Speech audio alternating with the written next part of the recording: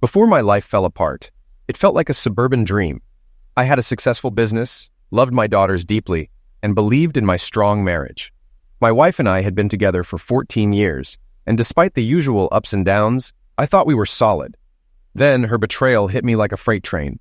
Discovering Charlene's infidelity shook me to my core. I stumbled upon the first clue on a normal day, a message on her phone, a guilty look, and suddenly my world was upside down. Confronting her led to more lies and eventually, her painful admission. A 1973 Johnny Taylor song feels like it was written for my life now. It talks about a man facing alimony or jail after leaving his family.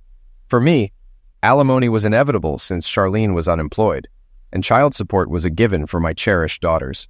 If Charlene wanted to be vindictive, she could claim half of my business. Leaving my attorney's office, I felt despondent. Charlene was 3 steps ahead of me. I've been doing it for 8 months. He's a good lover, not better or bigger, just different.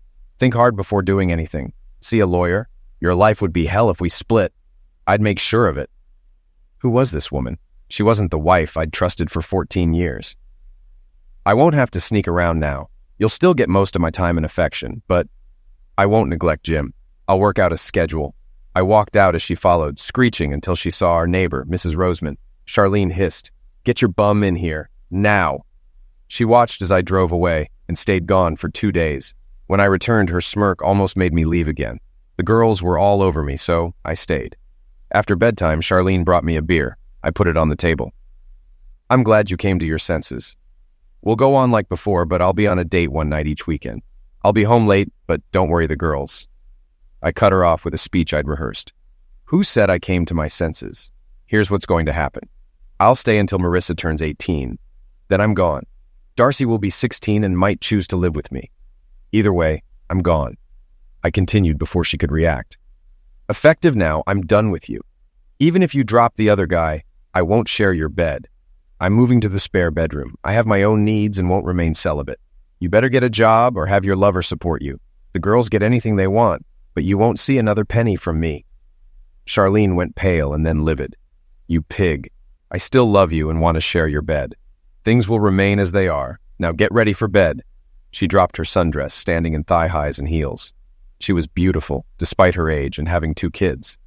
If this lover thing doesn't work out, you'd be a hit at Patterson in Maine, I said, referring to the town's red light district. She snatched her dress from the floor, sputtering with rage. All right, if that's how it's going to be. Just remember, 3 months from now, when you come begging for pity's ex, you'll have to lick his juice out of me first. She stormed off to the bedroom and locked the door. After a few minutes, I kicked it open. She was on the bed with her phone. She dropped it in fright, and I snatched it up. "Hello, got your number now. Soon I'll have your address. Maybe we'll discuss what we have in common. Don't worry, having my cheating wife is punishment enough. Surely you don't want a permanent relationship with her knowing she'd cheat on you, too." He hung up, and I pocketed the phone. Charlene started to protest when the girls arrived. They asked about the broken door. "Oh, it was sticking. I'll fix it tomorrow. Go back to bed." Once they left, I told her, "I'll keep your phone until tomorrow and check your accounts. Good night." She hissed, "Good luck. My accounts are locked tighter than Fort Knox." I grinned, remembering the keystroke recorder on our computer. Soon the printer was spewing out all her emails, searches, and purchases from the past year. I found lingerie shots and a video of her with a toy. Her lover worked for the county as a permit supervisor, and they met when she picked up the permit for my workshop. I locked away the printouts, sent the files to my office computer, and went to bed surprisingly well. The next morning I made breakfast for the girls while they chatted about school, boys, and music. After a while, I dropped the bomb. "Sorry, girls, I have new work responsibilities. Mom will be your main chauffeur since she doesn't work." Charlene fumed, but told the girls they'd sometimes need to ride with friends. "Why? You have all morning, right, girls?" They agreed. "Yeah. Carol's mom is creepy, and Jenny's dad stares at us. Please, Mom." Charlene was stuck, fuming until they left. Her afternoon trysts would have to change. She started as soon as the bus left. "If you think..." "That's the difference between us. I think. All your thoughts seem centered between your legs. Better start using your head if you want a chance with your kids. One more thing. The house is wired for sound and video. Bring him here, and it'll be online in an hour. Have a crappy day." She was still trying to speak when I walked out the door. At lunch, I watched the videos of her fuming and searching for the cameras. Good luck finding them. Even I didn't know their locations. The installer had suggested it that way, so I wouldn't give them away. I listened to some interesting phone calls, too. First, she called her lover. He's being a total idiot, baby. He ruined our afternoons and cut off my money. My cards are canceled, and there's only $280 in the bank with a $200 bill due today. We may need Plan B. He seemed uncomfortable. Before we do that, let's give him a few days to cool off. If we leave now, I'll be in as much trouble as your husband. Keep trying to calm him down. Maybe give up the backdoor thing. I've trained you well. She wasn't pleased. So much for love. How am I supposed to suggest that? The moment I bring it up, he'd know you've been there. Your undying love is starting to sound like crap, he protested. I do love you, but we need to be practical. If we leave our spouses, everyone will know why and we'll be broke. This way, we stay in nice houses. Let's meet at lunch for now. Where? I can't pay for a motel, and I'm not screwing you at your office. Let's do it at your house and leave the evidence for him to see. Bad idea. He says the house is wired. If we meet here, it'll be online in an hour. And I believe him.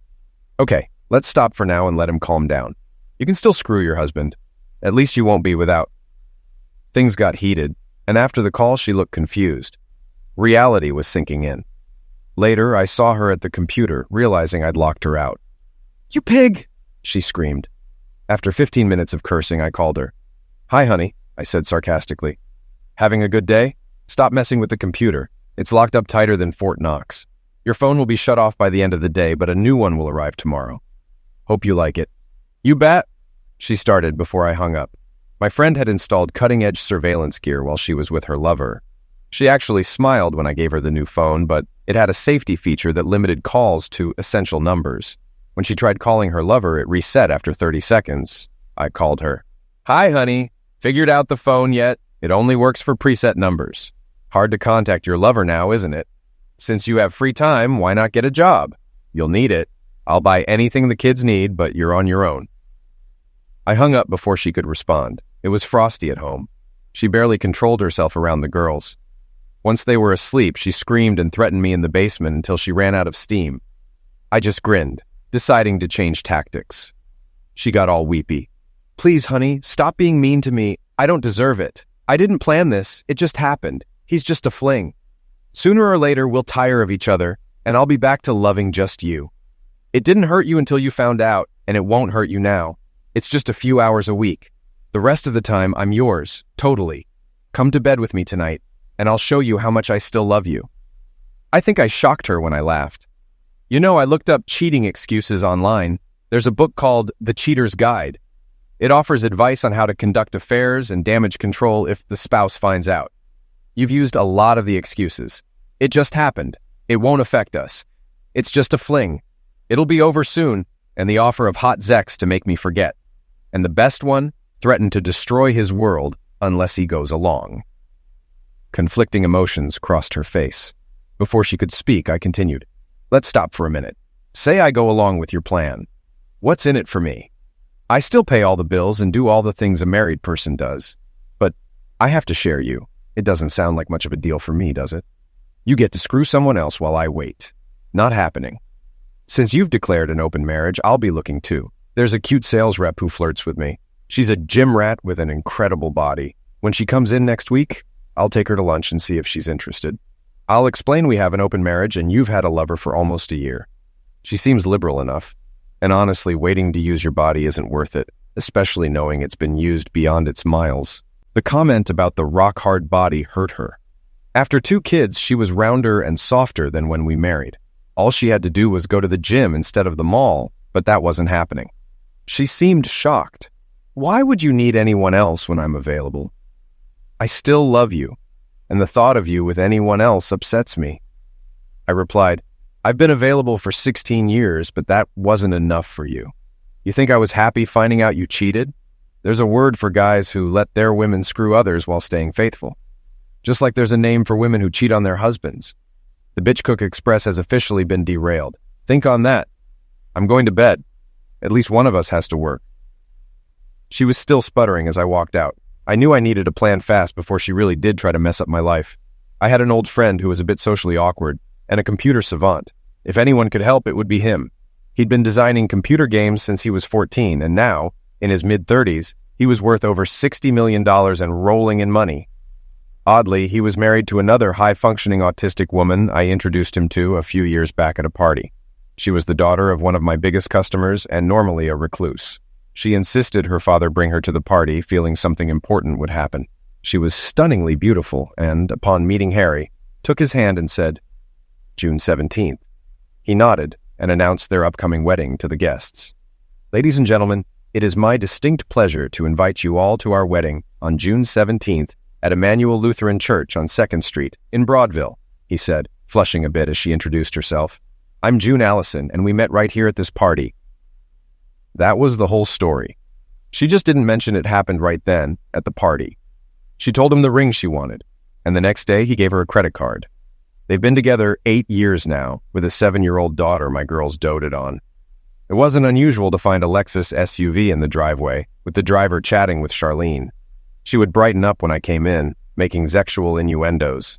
Shauna, a very attractive ex-military black woman, served 2 combat tours and held black belts in 3 disciplines. She worked for me and was brilliant, though often bored. June visited one day and, while waiting for me, talked with Shauna.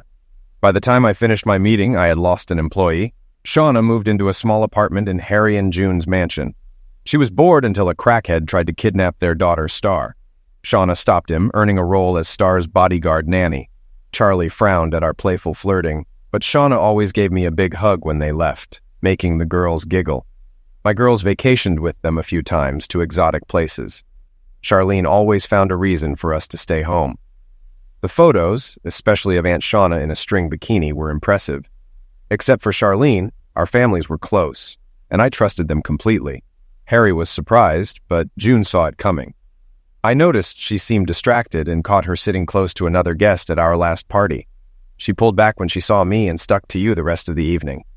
I wanted to say something, but it wasn't enough. I remembered that night. Charlene had suddenly appeared and stayed by my side the rest of the evening. Harry and June had been thinking about my problem.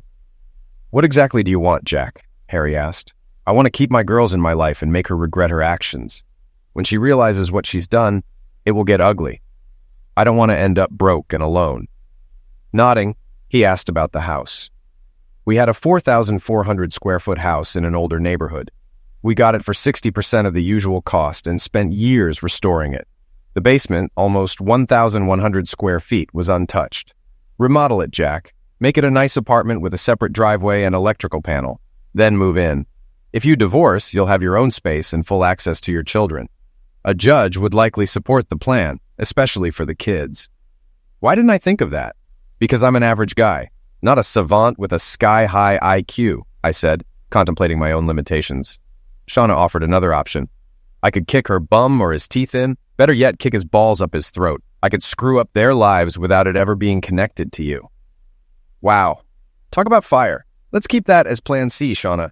I wouldn't mind her feeling some pain, but she is the mother of my children. Let's stick to our first plan, I said. She reluctantly agreed before checking on the kids. She has a crush on you, Jack. Be careful. Now that you're almost single, she's thinking all sorts of things, June said. I was surprised. I always liked Shauna, but didn't know she felt that way. The house was in my name as I was the only one earning when we bought it. I consulted contractors and architects until I found a plan I liked. On my lawyer's advice, I eased up on Charlie, giving her an allowance for lunches and shopping. I also installed a GPS and anti-theft system in her Mercedes, which allowed me to shut down the engine remotely. One day her lunch ran long, and I saw she was heading to her lover's place. I shut the car down. She called me in a panic. Jack, the car cut off and won't start. I'm stuck, she said frantically. Where are you? I asked, already knowing the answer. She hesitated before admitting, I'm across town. What are you doing there? I pressed. I was going to drop by Beverly's. We went shopping and I left a bag in her car, she replied quickly. Isn't Beverly at work? I questioned. Yes, but she left the bag in the garage, she said, her voice faltering. Try the car again, Charlie. I bet it starts right up. It did, but shut down again after 5 blocks. When she called back, I told her to head home. She figured it out after 2 more shutdowns. Later, I recorded her screaming tirade, including telling Marissa to get out when she tried to calm her. The hurt look on Marissa's face cooled her down. but the damage was done. Things were tense between them. When Charlie asked about the basement, I said it was time to fix it up for the girls, who needed more space. She thought I was accepting her lifestyle. She used her allowance to buy a burner phone, which I bugged. Her lover wasn't pleased with their disrupted plans to leave their spouses. Maybe we should call it off for now. He's not reacting like we hoped, and I'm afraid he'll do something drastic. Her lover scoffed. He's a chicken. You have him by the balls because of the kids. He won't do anything to hurt them. Maybe not, but we're fair game. He can be ruthless at work. If this gets out, you'd be out of a job. Have you told your wife you're leaving her? Silence. I thought not. Man up. Tell her before my husband does. Just because he hasn't gone after you yet doesn't mean he won't. He'll hit you where it hurts the most. I don't want to see you for a month. We need to think, and I have to repair my relationship with my husband. If we split up, I want him in a forgiving mood. I'm serious. A month. I'll call you when I'm ready. They just handed me a gift. A whole month to finalize my plans. I set up a meeting with the county commission chairman who knew my father from business. We met at an upscale steakhouse out of town. After ensuring he had a good meal and a few drinks, I got down to business. I'm thinking about moving my business, Fred. Hanover County is offering some attractive tax incentives and has suitable empty buildings, I said, laying out my thoughts. Fred frowned at the thought of 89 jobs leaving his county, especially with my recent expansion requiring 30 more workers. It wouldn't look good, especially in an election year. Why would you do that? The county has always had a good relationship with you. But with the economy the way it is now, we can't grant any concessions, Fred replied, his concern evident.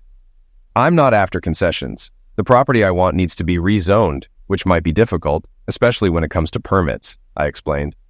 Why? The rezoning notices have gone up and no one has objected. It should be a rubber stamp procedure. Why do you think there'll be trouble with the permits? Fred asked, puzzled. Because your permits and zoning manager is sleeping with my wife, and he knows I know, I said bluntly. Fred looked deflated. The scandal would be messy, affecting all county departments. Our local investigative reporter would pounce on it. Fred stared at his steak, the meal now sitting heavy. You sure? Fred asked, his voice filled with disbelief. I have video and audio, including footage of him jacking off in his office, I confirmed. What do you want? Fred asked, ready to negotiate. His resignation would be nice. Aside from that, nothing for now. I have some home remodeling plans that need approval, ideally without him knowing, I stated. I'll look into it. The county can send him to a training seminar for 3 days. Will that work? Fred suggested. That would be nice, Fred. After the elections, I'll expose him. You have time to remove him before I start, I concluded. We parted knowing our relationship had changed forever. He would dread any future meetings. Another relationship ruined thanks to Charlie. The contractor started the remodeling the next day while the zoning manager was at a seminar. Charlie showed little interest, likely preoccupied. She did try to mend our relationship, giving a long speech about boredom and feeling less appealing. She claimed her affair was a mistake and wouldn't happen again. Really? What happens when the girls grow up and you're bored again? Instead of having an affair, you could have volunteered, joined a book club, or gotten a job. You chose a Zex buddy instead. How's that working for you? Our relationship is dying, and it's just a matter of time. Think about life post-marriage because it will happen. She ran crying from the room. For weeks, she was a model wife and mother. We even took a long weekend trip to Disney. The only issue was bedtime. I booked a room with 2 beds, making it clear we wouldn't share. She tried everything to seduce me, but I refused, even pushing her out of bed one night. That triggered her anger, and she started hinting at divorce. I served her with legal separation papers, knowing it would be ugly. I took the girls to the park and explained that their mother and I were not getting along, and I would be moving to the basement apartment. They cried and begged me to stay, but I reassured them. I won't be far, my babies. I could never live without you. I'm moving to the basement apartment. Technically, I'll still be in the house, but completely autonomous. Here are your keys. Don't let your mother get her hands on them. They smothered me with kisses, happy I would still be around 24/7, though sad about the split.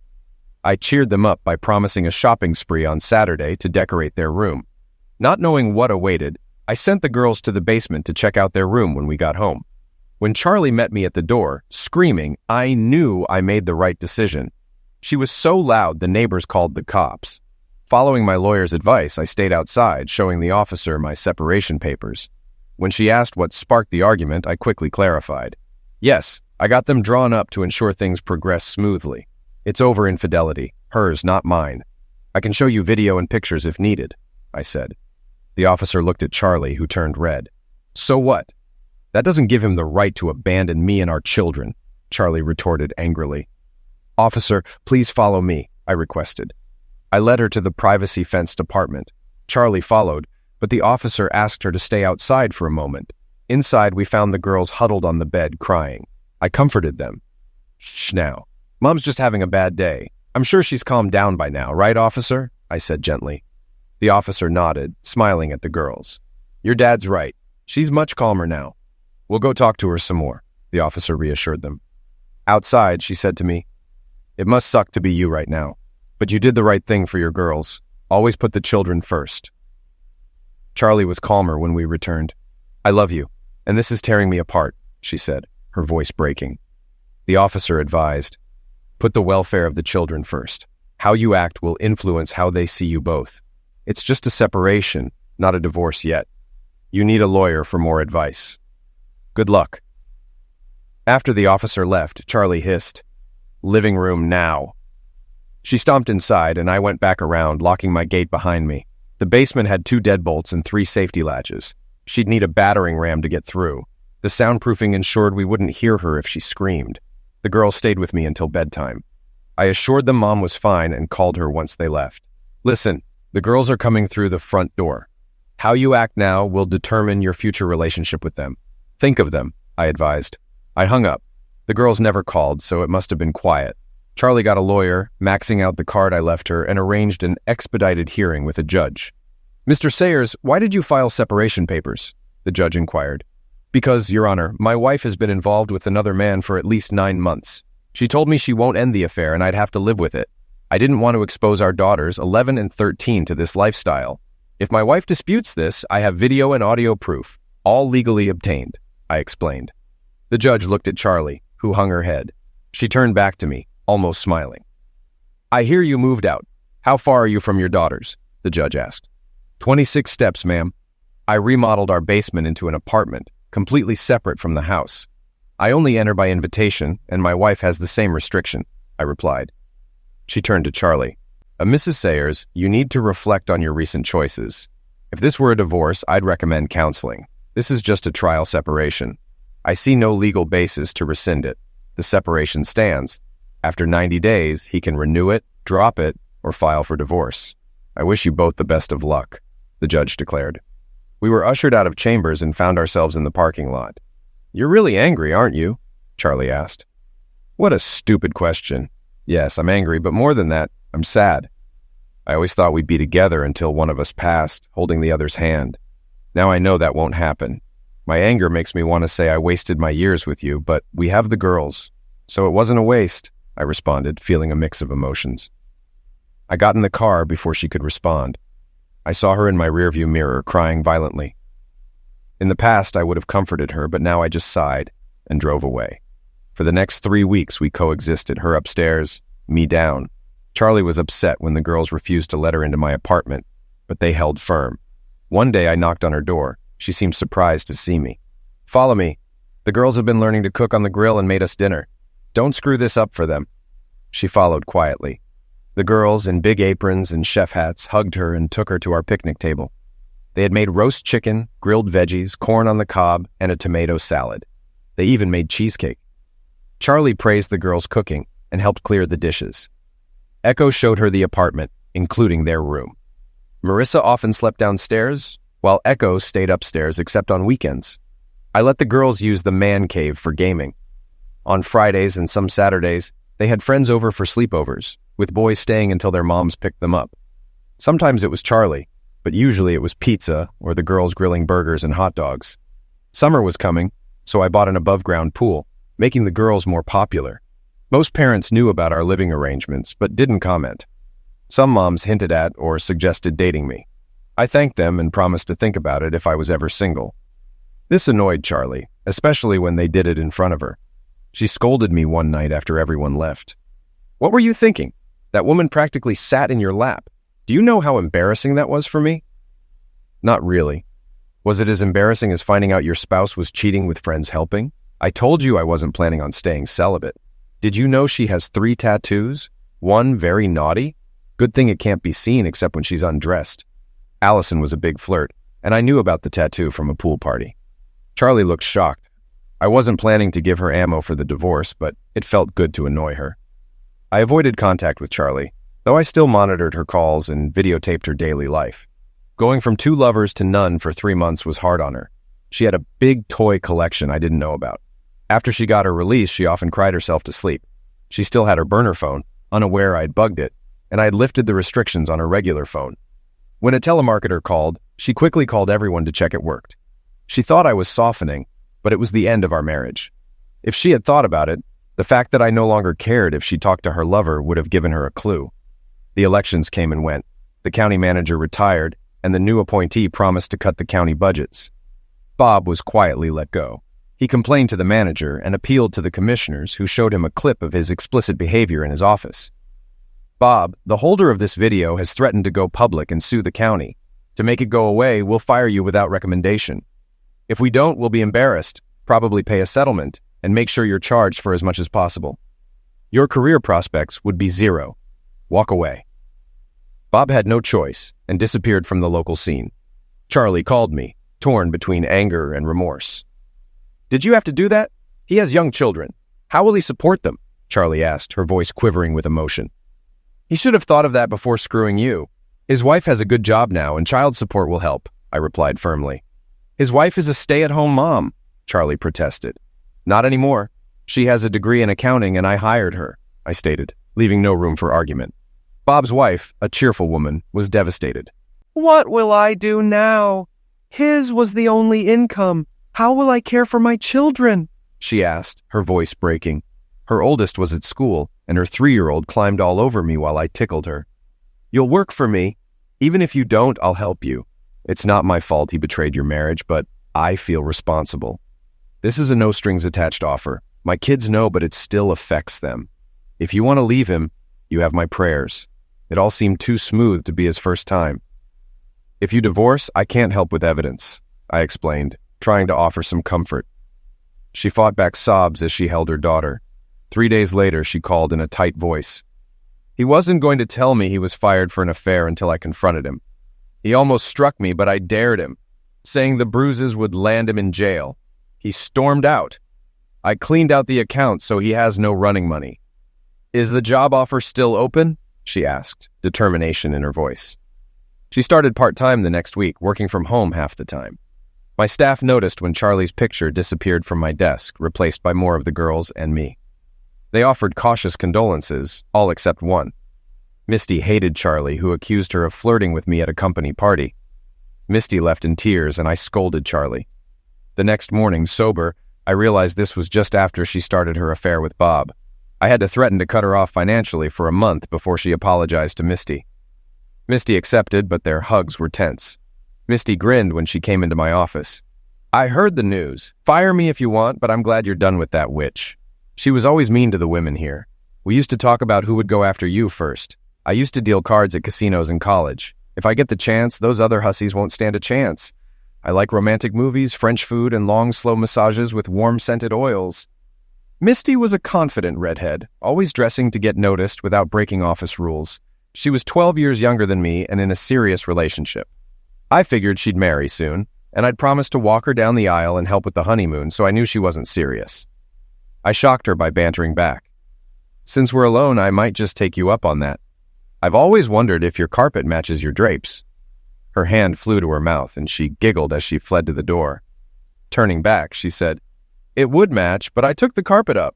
I like smooth floors better. If you don't believe me, ask Jerry. I promised it would be our first topic of conversation next time, and she laughed all the way down the hall.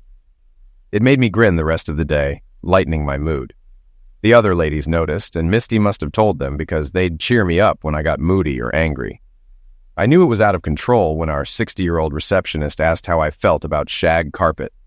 Meanwhile, Charlie was desperate, alone, with no lover or husband, and only lunches with friends. After I almost ruined her best friend's marriage by telling her husband about the affair, none of her friends would discuss her situation or help her. A month later, Charlie showed up at my door, begging me to talk. I considered several cruel responses before letting her in. She looked around cautiously. "Beer?" I offered. She nodded, so I poured her one. "What is this?" she asked, inspecting the drink. "Imported. If you don't like it, I have other varieties," I replied, trying to keep things civil. "Have you turned into a lush?" she questioned, a hint of disdain in her voice. 3.5 minutes, and she already pissed me off. "No, I prefer quality over quantity now. These are sipping beers. It usually takes me 2 weeks to finish a 12-pack.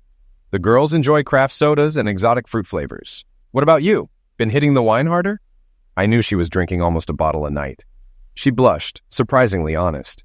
"Yes, it helps with the lonely nights, but I'm cutting back," she admitted. "Why be lonely? Your lover is semi-single. Go out and play," I suggested, trying to hide my irritation. "Wouldn't that bother you?" she asked, searching my face for a reaction. "No more than when you did it while we were together. Now you're legally separated and he's divorcing, so there's less stigma," I responded, my voice steady. She looked down in shame. "We haven't been together in a while. The thrill is gone. The sex was good when it was a secret, but now it's not satisfying." Bob was gone, working in a small county half a state away, earning less than before. His child support was still based on his old income, straining his finances. They'd have to drive 3 hours to see each other. She said, "He's out of the picture. The thought of being with him again makes me sick. He wasn't worth what he cost me." "He didn't cost you anything, Charlie. You did that when you threw him in my face and threatened me." She started to sob, which annoyed me. "Stop it, Charlie. Crying won't fix this. Why did you come here? What do you want?" She looked determined. "I want you back. I want you to hold me, nibble my ear, and tell me everything will be fine. I want us and the girls together, wrapped in quilts, eating popcorn, making fun of movies until they fall asleep holding us. I want to feel loved again, not empty. I'm begging for a fresh start." She sighed, got up, and said, "Think about it. Before I go, will you hug me?" She looked lost, so I hugged her, letting her cry on my shoulder. She finally pulled back, thanked me, and left. I sat on the couch until Marissa came in asking about dinner. I pointed at the menus by the fridge. "Pick." She called Darcy, and they debated between Chinese, fried chicken, pizza, or burgers, finally choosing Creole. "Call your mom, see if she wants to join us." Darcy returned with Charlie. They debated until I reminded them to call soon or it would be too late. They picked it up and came back with a movie, asking if we could watch it in the man cave. After dinner, I watched them chatter and taste from every plate. Darcy ordered gator bites, which weren't bad. We all sat on the leather couch in the man cave, both kids between us like old times. They chose a romance, and I made fun of it until Darcy poked me. Both girls fell asleep, snuggled up. I saw Charlie crying softly. We kissed the girls awake and sent them home with their mother. Charlie kissed me goodnight. I sat thinking, could I trust her again? What if she hurt me again? Sleep was elusive. They found me on the couch in the man cave the next morning. I showered while they finished the movie. Charlie tried hard, cooking my favorite meals and not complaining when I didn't always accept her invitations. Her relationship with the girls got stronger, especially when school started and she took them shopping. I gave Marissa one of my cards, and Charlie, true to form, used it, even buying herself a few outfits. I didn't complain, it was less than she used to spend. She was learning to live on the budget I gave her. She surprised us by saying, "I've been thinking about my life, Jack. I think I'll take your advice and get a job or volunteer. If I do, will you watch the girls if needed?" I hugged her and praised her. She was going to the gym, getting back in shape. I complimented her progress and gave her extra money for workout gear and outfits. We started sleeping together again after watching a risque movie and drinking too much wine. Sex with Charlie was always good, especially when she let go. We woke up glad the girls were with friends and had more sex. I woke to her giving me a head, what she used to hate. I made an insecure comment, and she blushed. "I still don't like it, Jack. This is the first time to thank you for last night and for getting along better." I felt dumb and apologized. She smiled and ran to brush her teeth. "Where do we go from here?" I asked. "As far as you want. If either of us gets an urge, the other will satisfy it. I haven't been with anyone but you for months. Odd, but after I cheated, I became faithful. The thought of another man touching me makes me sick." I believed her, mostly because I monitored her movements. If she was cheating, she hid it well. 2 months passed, and we shared a bed about once a week. The girls likely knew and alternated between houses, offering encouragement. Charlie got a volunteer job with a charity, helping with events. Often one or both girls went with her. Sometimes I went along, which pleased her. As it got cooler, the events moved indoors, mostly at night. I went to a few, admiring her in gowns, watching her get hit on, and pointing me out. It was fun, but it was too much to do regularly and still run my company. So I cut down to about 1 in 3. Charlie acted disappointed until I asked how she'd like getting up early, coming to work with me, then going to her job with little sleep. She usually had breakfast with us the next day, showing pictures of the events. I trusted her, thinking she had learned her lesson. The video cameras were still in place, but I stopped checking them weeks ago. We were slowly reconnecting. I believed she was truly sorry and knew the consequences if she slipped again, but complacency led to my fall. June called, inviting the kids and me for the weekend. Charlie had a 2-day event, so we wished her luck and invited her to join us. She declined, saying she'd be too tired to drive. At June's mansion, the girls quickly changed into bathing suits and headed to the pool under Shauna's watchful eye. I joined them at the pool, where June commented on how much my girls had grown. Marissa will be a beautiful woman, and when Darcy matures, she'll be a living doll. I realized my girls were growing up and joked that I needed to buy a rifle. June wore a conservative bikini, but Shauna's almost invisible bottom caught my eye. June explained Shauna's coolness towards me. Shauna's upset because she sent you signals during your troubles with Charlie and you didn't respond. She doesn't understand why you didn't cut Charlie loose. I didn't want to be as bad as Charlie. I was thinking of the kids and couldn't afford a scandal while seeking full custody. How are you and Charlie now? Much better. She exercises, is more conservative with money, and volunteers for a major charity. We have occasional sleepovers, and I have high hopes for the future. Harry sighed, and June avoided eye contact. We need to talk after the girls are asleep. My mood sank. After dinner, the girls went to watch a movie, supervised by Shauna. At the bar, Harry poured beers and June her favorite wine. After some sips, June began. We donate a lot to charities. Charlie has asked for help a few times, and we always send a check. My stomach tightened. About a month ago, we went to a black-tie dinner. Charlie was there, coordinating. She was busy, so we didn't talk. Later, I saw her again. June showed a picture of Charlie kissing a man. David Duncan, June said. He's rich and known for seducing married women. We have more pictures, all inappropriate. We told you because you're an old friend. It's up to you what to do, but we didn't want you to repeat a mistake. Most people avoid bad news, offering sympathy later. But Harry and June, true friends, spoke up, giving me time to think. If more were like them, the world would be better. I nodded, lost in thought. The first betrayal hurt, but this one, after all her promises, hit harder. Our marriage was over. I thanked Harry and June, excused myself, and went to bed. I thought I'd stay awake, but I was out like a light. At 6, I woke and reviewed my plan. The divorce was back on. I'd call the lawyer Monday. I wasn't sure when I'd tell Charlie or the girls, but I wouldn't wait long. It was time to move on. I'd stay in the basement until Marissa graduated, and maybe Darcy would go with me. If Charlie had any sense, she'd agree for the girls' sake. But she wasn't known for being agreeable. We spent the next 2 days with the girls. June wanted horses, so they built a barn and filled it. Though afraid of big animals, I joined them for a ride. June arranged a picnic by their pond, where Harry met us with fishing rods. I spent hours fishing with Harry, enjoying catch and release. While fishing, we talked business. I owed my company to Harry and June, who pushed me to start it. June's dry skin and an offhand comment inspired me. As a civil engineer specializing in water systems, I created The Wall, a shower wall with nozzles every 4 inches from knee-high to neck-high, pulsing and vibrating, dispensing soap, rinse water, and body lotion. It washed, massaged, and lotioned simultaneously. Women loved it, and it got rave reviews in magazines. Harry let me install a prototype for June, and she loved it. She showed it to her friends, and soon I had 7 orders. I initially declined, but Harry and June pushed me to start a business. Harry's lawyer got the patents and set up an LLC. We rented a small industrial building, hired 2 guys, and custom-fit walls into bathrooms, earning rave reviews. Their wealthy friends bought them, aiming to keep up with the gates and buffets. Harry and June loaned me $500,000 to get started, and it took off. The first 2 years thrived on word of mouth and magazine write-ups. We installed our shower system for actors, athletes, singers, writers, and even 2 former first ladies. 5-star hotels added them to luxury suites. An ex-NFL quarterback had us build a portable unit for his old team, causing fights over its use. My company built large units for pro and college locker rooms across various sports.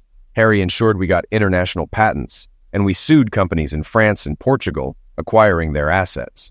After my divorce, Harry suggested expanding globally, keeping the company out of Charlie's reach. I sold the company to him for a profit, continued working as a manager, and offered Charlie 60% of our assets, including the house and child support.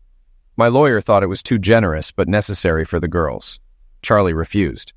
I watched on surveillance as she was served divorce papers and photos of her with her new lover. I left her a note. I was ready to forgive you thinking you'd changed. But once a cheater, always a cheater. The deal I'm offering is good. Read the paperwork, get a lawyer, and sign the papers. Let's not make this hard on the girls. We'll share custody until Marissa turns 18. Then Darcy can choose where to live. Don't fight this. It will cost you. Good luck in your future relationships. Charlie begged and pleaded, but I stayed firm. Her lawyer advised her to take the deal, explaining that fighting could leave her with less. Charlie countersued for mental cruelty, claiming I had affairs with Shauna and Bob's ex-wife, Brenda. Brenda threatened to sue her for slander, and Shauna warned Charlie to stop or face consequences. Shauna confronted Charlie, threatening her if she continued. Think with your head instead of your coochie. When this is over, I'm going after him. He's a good man, and I want a solid, gentle partner. We'd make adorable chocolate babies. Only warning, witch.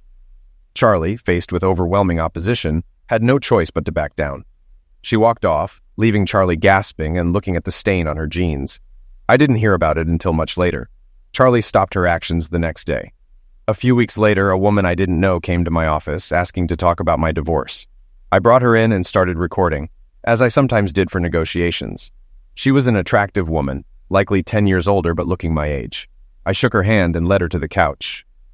I'm sorry for showing up unannounced, Mr. Sayers. I'm Barbara Duncan. I believe your wife knows my husband. It clicked. Her husband was Charlie's lover. I shook her hand again. I apologize for my wife's actions. She shook her head. It's not your fault. Both have a history of cheating. I need a favor.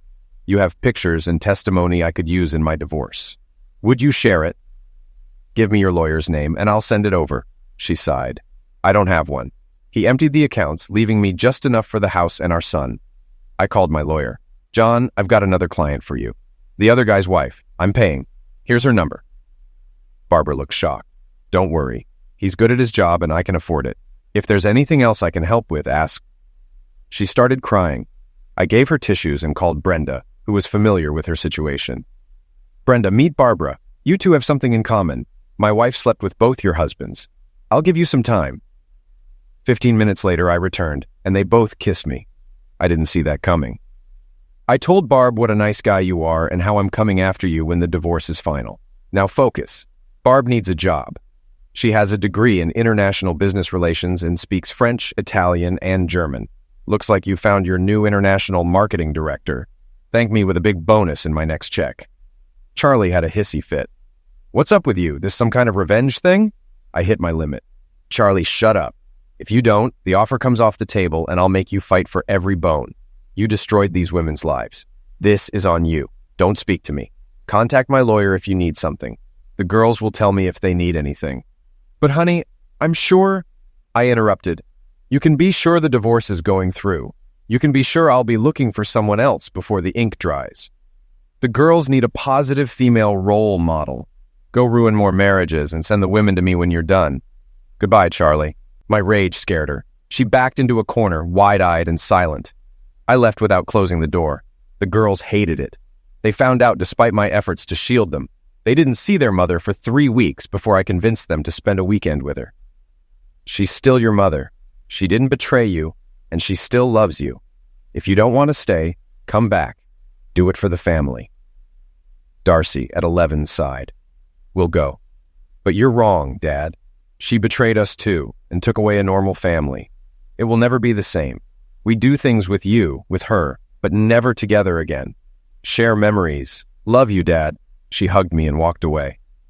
When did kids get so smart? We might need therapy. It took 11 months and $600,000 from the settlement before she gave up. She asked for an hour before signing the papers. I called her.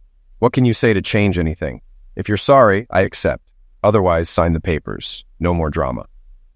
Darcy was now 12 and a half, blossoming into a rare beauty.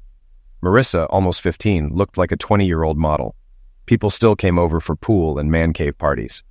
When the boys showed up, mothers watched closely. Charlie never offered to come. I was still paying all the bills and would until the youngest went to college. I changed the petition. Instead of Charlie getting the house, it would be sold and the profits split evenly. Charlie would still have enough to live comfortably if careful. The ink wasn't dry on my divorce papers when Brenda came after me. I gently stopped her. "I'd love to, Brenda, but you work for me. If it didn't work out, it could get awkward," I said, trying to maintain professionalism. "I'll quit. You'll get my resignation in 5 seconds," Brenda retorted, her determination clear. I laughed. "You love your job and no one will pay you what I do," I pointed out, hoping to dissuade her. "I could marry the bank," she teased. "You could, but it would take time. If it ever happens, please stop," I replied, trying to keep the conversation light. She sighed. "Well, I had to try, and I wore a string today just for you. They're uncomfortable." I looked at her, deciding between being shocked and laughing. She grinned, reached under her skirt, shimmied, and handed me a scrap of black lace. "Here, a memento of what you turned down. It feels good to get that thing off. Think about me the rest of the day, knowing I'm commando under this skirt," she said, her eyes sparkling with mischief.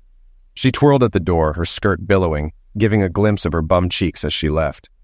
Smiling, I put the string in my desk drawer. Barbara took her shot. "I'm not interested in a relationship. I just need to be laid. Seriously laid. It's been almost a year, and I'm tired of buying batteries. Help a girl out." I knew she was flying to France the next morning. "Keep control, Barb. Maybe you'll find a Frenchman and fall in love. Or lust. Either way, there's a Pierre or Jean-Claude out there looking for you." She sighed. "Good thing I talked to Brenda. I'm not wearing a string. In fact, I'm not wearing anything under this dress. Give you any ideas?" "Lots and lots. None of them good. Leave me alone. I'm still dealing with being really unmarried." Brenda met another accountant, and they're still together. Barbara moved to Nice with a Frenchman, and now leads our European division. I spent about 9 months dating, realizing everything still worked. Nothing special happened except physical pleasure. Harry and June supported me, and I visited them with the girls. Shauna moved on, which disappointed me a bit. 13 months after the divorce, Charlie got engaged to a guy from her volunteer work. After her affair and our divorce, I suggested she find another job, and she did. I met her fiancé a few times. He seemed decent and hadn't been married before. I wondered if she was honest about her past, but it wasn't my business. The girls liked him. He had a sense of humor and took them out while their mom worked. I didn't feel threatened and was glad they were adjusting. Then they came home sad. Josh is out of our lives. He broke off the engagement. Do you know why? Seriously, Dad, it's Mom. What do you think happened? I was comfortable speaking to Charlie if we ran into each other, but I didn't encourage her. I removed all the surveillance equipment since it wasn't my business anymore, though I was tempted to turn it back on. Did she act the same with Josh as with me? Thankfully, I resisted the urge. 17 months after the divorce, I came home to find Shauna visiting the girls.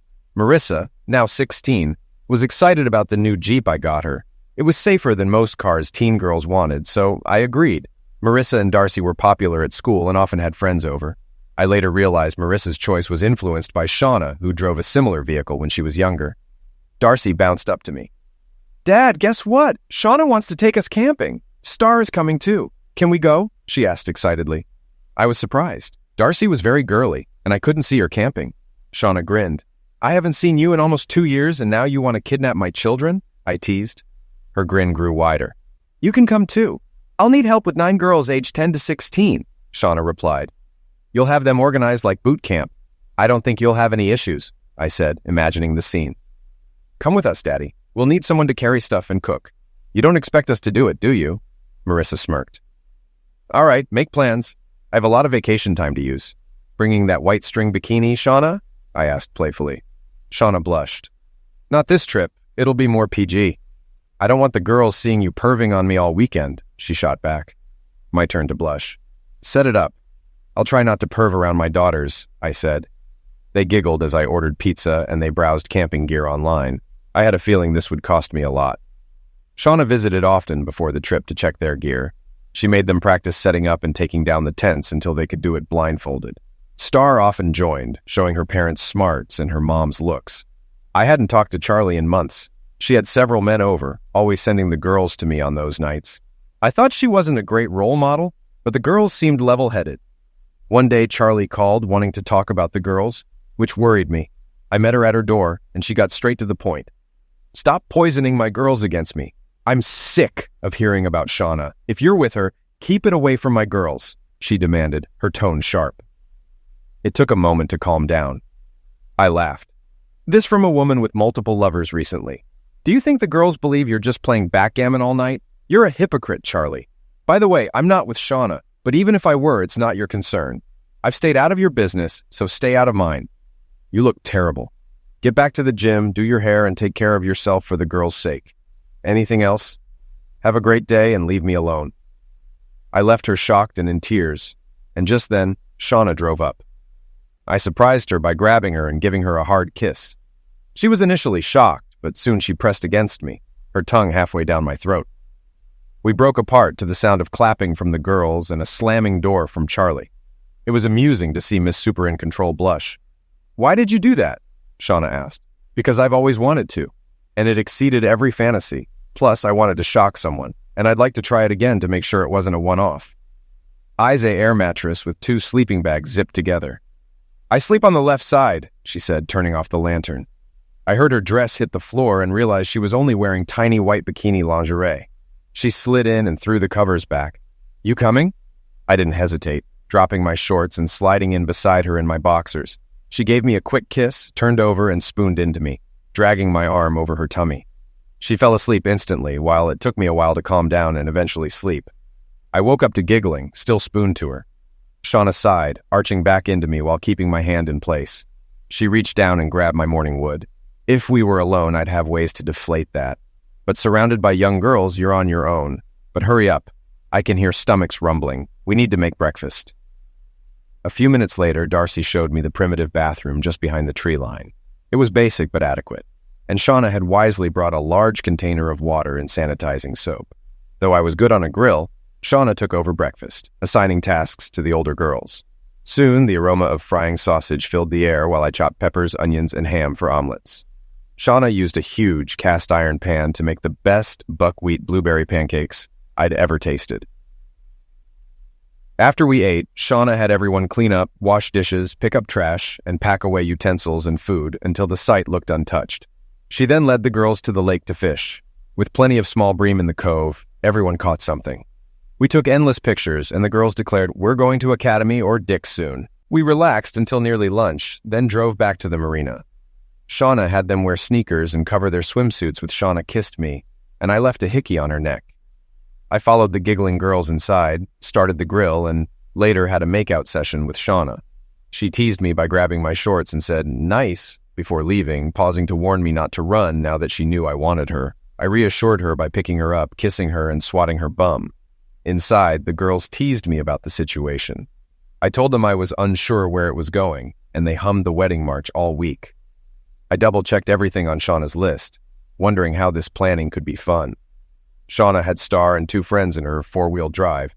Marissa had her friends, plus Darcy and her buddies in hers, and I drove a company truck loaded with gear. Shauna said it took 4 hours to get there, but it was worth it. We were isolated, with a 30-minute drive to the bathhouses. Shauna took charge, setting up 4 tents. I organized food into bear-proof containers and locked coolers in vehicles at night. Shauna sprayed bear repellent around the site. I set up the charcoal grill, and by lunchtime, we were ready. Lunch was cold cuts and sodas, with the girls giggling and eyeing the lake in their bathing suits. I went to the marina, got keys to a large pontoon boat, and took an hour of instruction. The boat was perfect for 9 girls and 2 adults. When I returned, everyone was sunbathing. Watching my girls, I realized how fast they were growing up. Shauna, lying on her stomach in a string bikini, asked me to put lotion on her back. Her skin was soft, and I did her back, but she asked for more. "I'd love to, but we have an audience," I said. Seeing the girls watching, she sighed and tied her top. I decided a dip in the lake was needed. Shauna smirked, and Marissa and her friends grinned as I dove into the water. I cooked while they played. Shauna brought games that required physical activity, and the girls ran and screamed until exhausted. After dinner, we took them to the bathhouses. I showered and then waited while 10 females went through their bedtime rituals. They were nodding off, and we almost had to carry some to the tents. Star kissed me goodnight and called me Uncle Jack, and the other girls followed suit, calling Shauna Aunt Shauna. We expected them to stay up, but they were out in 30 minutes, each tent with a snore. Shauna and I walked to the lake, enjoying the quiet. I had brought a couple of bottles of wine, and we shared one, drinking from plastic cups. Shauna nodded off after half a cup. She was too heavy to carry, so I gently shook her, but she didn't respond. I leaned in to whisper in her ear without waking the girls, but I couldn't resist nibbling her neck and kissing down to her shoulder blades. She moaned softly and shifted. Then she turned her head and kissed me slowly. Pulling back, she smiled and stroked my cheek. "You can wake me up like that any time, honey. Now, help me up. The girls will have us up at dawn." She held my hand as we walked back to the tent. I hesitated when I saw only one tent, and she tugged gently. "It's just for sleep, Jack. I'm vocal when I get started and don't want to damage 9 young minds. Now, come on." Inside, there was a queen's shorts and teas. They thought it was for lunch at the Marina restaurant. For lunch, they served Italian cuisine: spaghetti, ravioli, meatballs, and other dishes. Little girls could really eat a lot. We had them walk down to the piers to admire the boats. There were squeals of excitement when they realized the big boat was for them. They ran on board, groaning when Shauna made them put on life vests. "We have a student driver," she said, grinning at me. "Best not to take any chances." We moved slowly until everyone felt comfortable. The jackets and clothes came off, revealing swimsuits. The older girls got a lot of attention from passing boaters. We anchored in a cove, and I uncovered the boat's best feature: a sliding board that launched you into the water, kept wet by a small pump. Soon, kids were going down 2 at a time, screaming as they flew into the air. One little girl hung back because she couldn't swim. The others offered to stop, showing surprising maturity for their age. But Shauna saved the day by getting her a life vest and going down the slide with her. Shauna and Vicky climbed the ladder and went down together. I don't know who screamed louder, Shauna or Vicky. The cove was shallow with a small beach, and we bumped the shore. When they got tired, we tied the boat, gathered firewood, and brought out the cooler. Soon they were roasting wieners and marshmallows, sipping sodas. Shauna talked to Vicky quietly, and soon Vicky was dog-paddling by me. Later we sat on the boat with our feet dangling over the side. I gave Shauna a soft kiss on the cheek, and her smile lit up the twilight. "What was that for?" Shauna asked, her eyes sparkling. "For helping Vicky. You're going to be a great mother," I said sincerely. Tears filled her eyes, and she dove into the cove looking out at the channel. When she came back, we cleaned up and motored slowly back to the dock. "Did I hurt your feelings?" "If I did, I'm sorry," I said, concerned. She brushed my cheek, smiling tenderly. "You didn't say anything wrong. You just gave me a compliment no one ever has before." "I didn't know how to process it," she admitted softly. She leaned against me on the way back, holding my arm. I couldn't remember the last time I felt so content. The kids moaned when we returned until we told them we had the boat for 3 more days. They were still excited as we stopped for showers on the way back to camp. The girls made a light dinner and insisted Shauna and I relax. We sat in camp chairs while Shauna talked about her new job as part owner of a security service with fellow veterans. She found the erratic hours and travel challenging. I told her I sold my company, which surprised her. I explained it started as a favor for friends and I didn't enjoy it much. I just wanted to provide for my family. Shauna held my hand and shared her past, revealing that her ex-husband left her for a friend who was pregnant. I was shocked since she hadn't mentioned it before. We relaxed until dinner was served, then washed up while the girls sang around the fire. The next few days, we enjoyed the pontoon, and the girls wanted one for their birthday. Shauna and I shared a bed for 3 more nights. On the last day, the girls were so tired they fell asleep right after dinner. Shauna invited me to bed, saying, "Come to bed and I'll let you finish the massage." We had a tender, quiet night together. I fell asleep realizing I was the happiest I'd been in a long time. The next morning, the girls woke us up. After a kiss, we dressed and faced the day. The girls had knowing grins, and I enjoyed seeing Shauna blush. We packed up, left the campsite better than we found it, and headed home with lasting memories. Marissa drove Shauna's SUV, another girl drove mine, and Shauna rode with me. We held hands in silence until Shauna finally spoke. "I've thought about this a lot. You will love me, marry me, and give me more children. We'll spend our lives together. If you object, I'll leave and never come back. By the way, I love you. What do you think?" I replied, "Let's get a ring tomorrow and start house hunting." "Shauna Hunter, will you marry me?" She was silent for a moment, then texted someone and told me to pull over. Marissa's Jeep pulled over quickly, and Shauna jumped out to give me the most satisfying kiss of my life. Marissa captured the moment on her phone as 9 girls danced and screamed around us. Success. Well done, troops. I looked at her, and she grinned, blushing. Oops, you weren't supposed to see that, she said, hugging me again. I sighed as I shut down my computer, thinking, I turned 60 today, my last day of work. I'm retiring. I've made enough money. It's time. Darcy excelled in math and business, so after earning her MBA, she joined Harry's company. 3 years ago, she became CEO of a global operation. Marissa followed my path, earning an engineering degree in bridge building, traveling the world. She found a life partner, and they adopted 2 little girls, my only grandchildren so far. Darcy was still married to her job, but seemed close to an engineer she met through her sister. My musings were interrupted when my wife came in with our twin daughters. They were graduating high school soon and had chosen different colleges, eager to live independently. Shauna was right about us making beautiful children. She retired from the field when we married and took over managing her company before selling her share. She trained others while pregnant. Our company remained a major client, with Carrie's empire growing significantly. Shauna helped me pack up my desk, pausing at a wedding photo with her bridal party.